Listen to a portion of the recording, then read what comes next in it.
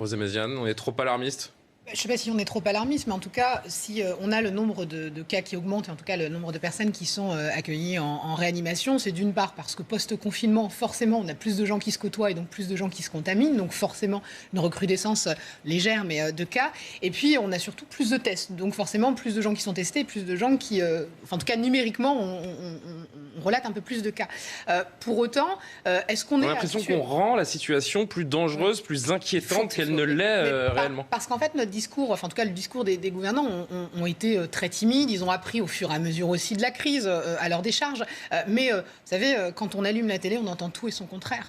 Même de la part de médecins, parfois sur les plateaux, on entend tout et son contraire. Et c'est très compliqué pour le Français de comprendre en fait quelles sont les règles. Vous avez des villes qui proposent le masque même à l'extérieur, d'autres non. Là, on parle de Paris qui va dorénavant. On va y venir, ouais. Et donc le fait qu'il n'y ait pas la même règle claire pour tous, partout sur le territoire, ça complique effectivement la compréhension.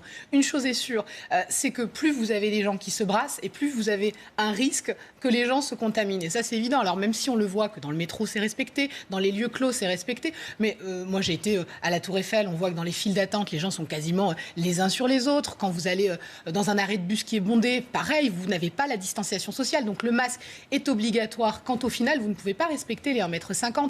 Donc c'est très compliqué. Sauf qu'il n'y a aucune contamination, enfin c'est à la marge des contaminations dans la rue, les contaminations sur les plages. Vous avez entendu parler de cas de gens qui se contaminent sur une plage? Non. Clairement, et pourtant, on vide les plages au Sable d'Olonne, je crois. C'est ça, ça paraît complètement stupide que dans des endroits où on a énormément d'espace, au final, on impose le masque. Et dans des endroits, et moi j'ai vu des bars parisiens, même en plein air, qui étaient complètement bondés, qui ressemblaient quasiment à des mini-concerts, où il n'y a pas le port du masque obligatoire. Donc c'est parfois...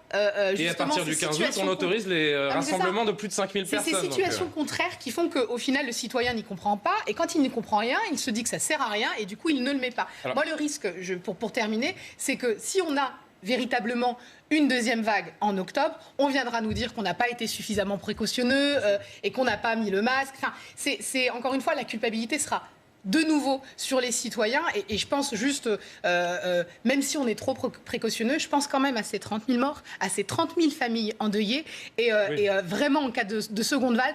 Sur 67 millions de Français, encore une fois, et c'est ça qui crée la discussion et le débat depuis des mois. C'est quand même 30 000 morts de trop. C'est toujours trop, on est tout à fait d'accord, mais c'est la proportion et les mesures qui sont prises qui nous font poser ces questions.